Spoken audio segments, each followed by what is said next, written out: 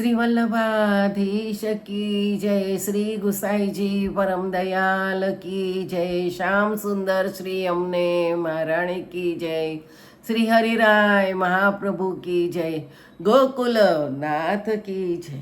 આપણે 16 ગ્રંથ વિશે રસપાન કરીએ છીએ. તેમાં આપણે નિરોધ લક્ષણ ચાલે છે. એમાં 13મો શ્લોક આવે છે. પરંતુ મહાપ્રભુજી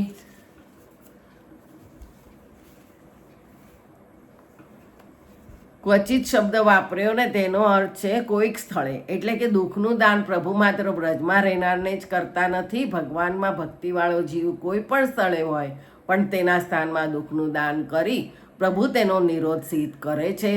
ભક્તને પ્રભુમાં બાલ ભાવ, કિશોર ભાવ અને પ્રૌઢ ભાવ કોઈ પણ પ્રકારનો ભાવ હોય તો તે ભાવ દ્વારા ભગવાન તે ભક્તની આસક્તિ પોતાનામાં કરાવી તેને નિરોધરૂપી સુખનું દાન કરે છે.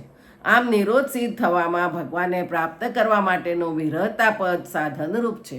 દુઃખ દ્વારા પ્રાપ્ત થતો નિરોધ સાધન નિરોધ છે. આ પ્રથમ શ્લોકમાં ભક્તિના હીન અધિકારીની ભક્તિની વૃદ્ધિ બતાવી હતી.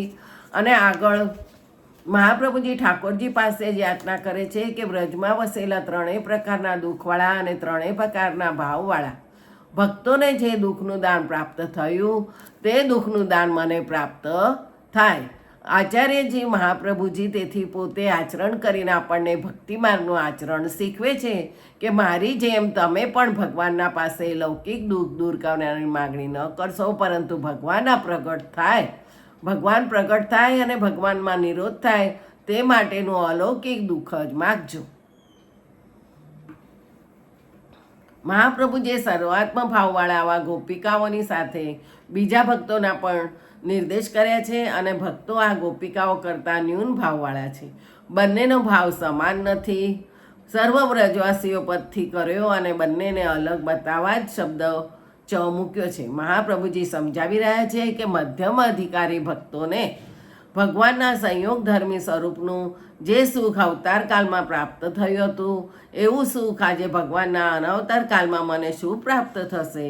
ભગવાને વ્રજમાં આવા ભક્તોને રસાનંદનું દાન કરવા દાન લીલા, માન લીલા, પનઘટ લીલા, રાસ લીલા, હોળી લીલા, અંકુટ લીલા જેવી અનેક લીલાઓ કરીને સર્વાત્મ ભાવ સિદ્ધ કર્યો છે.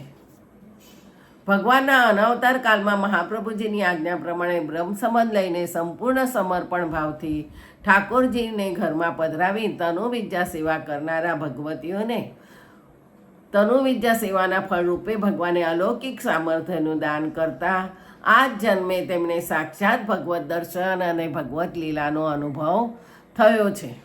સંયોગનું સુખ પ્રાપ્ત થતાં તેમને ભગવાનમાં નિરોધ સિદ્ધ થયો હતો. 13મો શ્લોક ગુણેશ્વાવિષ્ટ ચિત્તાનામ સર્વદા મૂરવૈરિણેહ સંસાર વિરહ ક્લેશોન સ્યાતામ હરિવત સુખમ. સર્વદા મૂરવેરી એવા શ્રી કૃષ્ણના ગુણમાં આવેશથી પુષ્ટ એવા ચિત્તવાળાને સંસાર ત્યાગમાં ક્લેશ થતો નથી. તેમજ સંસારના વિરહને લીધે ક્લેશ થતો નથી, પણ હરિવત સુખ થાય છે. જ્યારે આમ થાય છે ત્યારે દયાળુપણું થાય છે. બીજી રીતે તો ક્રૂરતા જ મનાય છે. બધી ઇન્દ્રિયો અંતઃકરણને આધીન છે. માટે અંતઃકરણની મમતા સંસારમાંથી છૂટી પ્રભુમાં લાગે એ ઉપાય કરવાની જરૂર છે. ઉપરના શ્લોકમાં બતાવ્યા પ્રમાણે અંતઃકરણની મમતાવાળા પદાર્થો પ્રભુ સેવામાં જોડવામાં આવે તો પ્રભુની મોટાઈનું ભાન થતાં અંતઃકરણ પ્રભુમાં વધારે જોડવાથી તેટલી તે પદાર્થમાંથી મમતા મટી જાય છે. આવી રીતે મમતા મટવામાં અંતઃકરણને કાંઈ દુઃખ થતું નથી. તેમજ પોતાને જગતના પદાર્થમાંથી મમતા મટી જવાથી તે વિના વિરહ અને ક્લેશ પણ થતો નથી. દાખલા તરીકે બાળપણમાં જે રમતો રમતા તે રમતો પડી મૂકવાનો આપણને સંકલ્પ કર્યો નથી, પણ જેમ જેમ આપણું મન અન્ય વિષયમાં લાગતું જાય તેમ રહેતે એક પછી એક તેવી બાળ ચેષ્ટાઓ આપોઆપ તજાતી જાય. તે બાબત આપણે કદી ક્લેશ થયો નથી. તેવી જ રીતે ચિત્ત પ્રથમ તે પદાર્થ સહિત પ્રભુ તરફ જોડવામાં આવે તો પછી રહેતે ચિત્ત પ્રભુમાં લાગી પદાર્થોમાંથી નીકળી જશે. પ્રભુમાં લાગેલું ચિત્ત પછી જગતના પદાર્થની ઈચ્છા કરશે નહીં.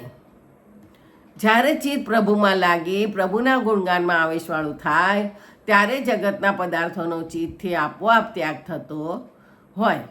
અગર પ્રભુ ઈચ્છાથી તે પદાર્થોનો ઘન ઘટી જવાથી કુટુંબના માણસોના મોત વગેરેથી ત્યાગ થયો હોય તો તેનો કશો ક્લેશ થતો નથી. પણ જે કાળે જે બને તેમાં પ્રભુનું દયાળુપણું જ જણાય છે. અહીં મૂળવેરી શબ્દ છે તેનો ભાવાર્થ એ છે કે ભક્તને પ્રભુ મળવામાં જે અંતરાય રૂપ છે તે અંતરાય રૂપ જ મૂળ દૈત્યનું સ્વરૂપ છે. તે અંતરાયનો પ્રભુ પોતે જ કૃપા કરી નાશ કરે છે એમ અભિપ્રાય છે. જ્યારે સંસારમાં આવેશવાળું મન હોય ત્યારે આસક્તિવાળા પદાર્થના ત્યાગથી તથા તેના વિયોગથી ઘણો ક્લેશ થાય છે. એટલું જ નહીં પણ પ્રભુએ આ ઠીક ન કર્યું, મારું બગાડી નાખ્યું એવા પ્રભુ ઉપર ક્રૂરતાપણાના આક્ષેપવાળા વાક્યો પણ નીકળે છે. 14મો શ્લોક. તદા ભવે દયાલુત્વમ અન્યથા ક્રૂરતા મતા બાધ સંકાપી ન્યાસ્ત્રત્ર તદધ્યાસોપી સિદ્ધતિ. અને 15મો શ્લોક. ભગવદ્ ધર્મ સામર્થ્યાદ વિરાગો વિષય સ્થિર ગુણેર હરિ સુખ સ્પર્શાત ન દુઃખમ ભાતિ કહીચત. અહીંયા બહારની શંકા પણ નથી, તે ઇન્દ્રિયોનો પ્રભુમાં અધ્યાસ સ્થિત થાય છે.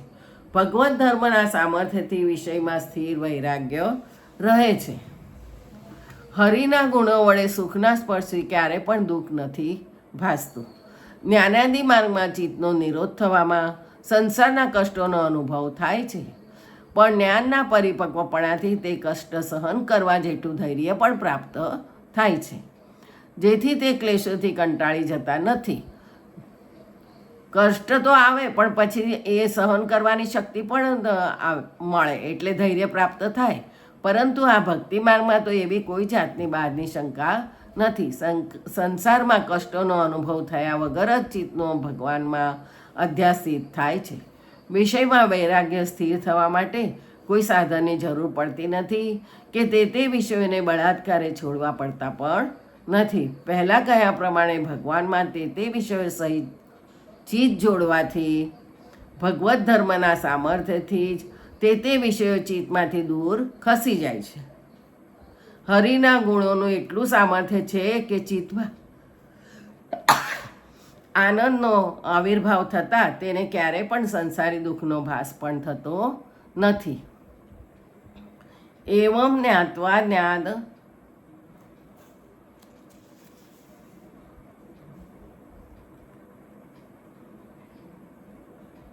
16મો શ્લોક. એવમ જ્ઞાત્વા જ્ઞાન માર્ગાદ ઉત્કર્ષો ગુણવર્ણને અમત્સરેર અલુબ્ધેશ્ય વર્ણનીય સદા ગુણાહ.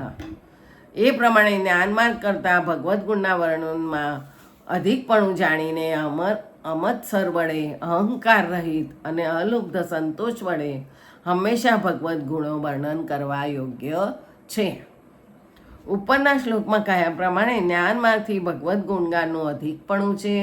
જ્ઞાન માર્ગમાં જ્ઞાન સિદ્ધિ થતાં પણ અંતઃકરણને સંસાર ક્લેશ સહન કરવા પડે છે. ભક્તિ માર્ગમાં તો અંતઃકરણમાં તેવા ક્લેશને ભાસ પણ થતો નથી. માટે ભક્તિ માર્ગમાં રહેલા જીવોને મત્સર વગરના થઈને તથા કોઈ પણ જાતના લૌકિક લોભ વગરના થઈને ભગવાનના ગુણોનું સદા વર્ણન કરવું જોઈએ. પારકી સંપત્તિ જોઈ તેના અદેખા થવું, તે પોતા વિશે ધિક્કાર કરવું, તે લોભ, આકાંક્ષા, અપ્રાપ્ત વસ્તુ પ્રાપ્ત કરવાની ઘણી જ ઈચ્છા, તૃષ્ણા એટલે પારકી વસ્તુમાં અત્યંત આસક્તિ, ભગવદ્ ગુણનું વર્ણન, સુસ્વરથી ગુણગાન અથવા ગદ્યમાં ગુણનું વર્ણન કરવું, સૌને પ્રિય હોય તે પ્રમાણે પદ્ય કે ગદ્યમાં વર્ણન કરવું એમ આજ્ઞા કરેલી છે. બીજું આવતીકાલે. જય શ્રી ગોખલેશ.